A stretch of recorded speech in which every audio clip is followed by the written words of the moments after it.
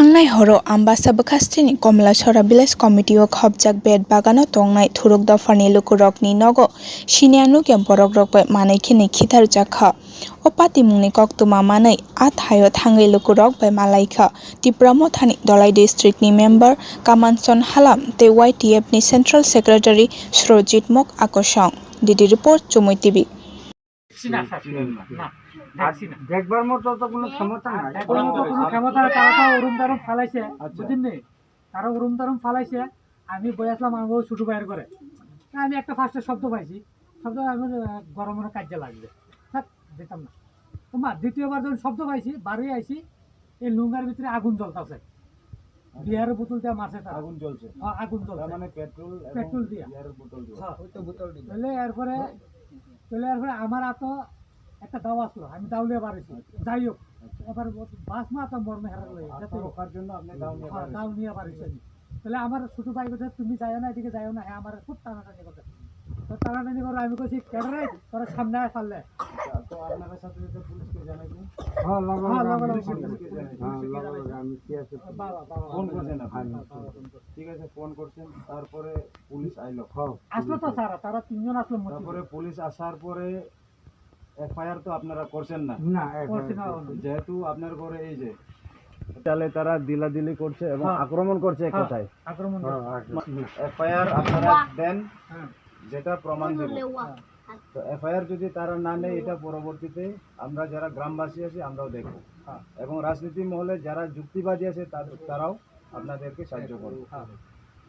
তো আগে আপনারা এফআইআরটা দেন, তারপর এটা আমরা দেখছি কেন এইভাবে আপনাদের উপরে এইভাবে অপরিচিত দুষ্কৃতিকারীরা কেন হামলা করছে।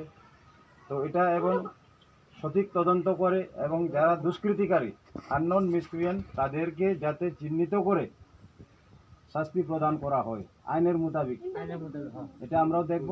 এবং আমরা আমাদের ত্রিপুরা মথার পক্ষ হয়েও আমরা কথা বলব থানাতে। আগে আপনারা দেন, তারপরে আমরাও এটা আমাদের ত্রিপুরা মথার পক্ষ হইয়া আমরা এলাকার শান্তি শৃঙ্খলা চাই।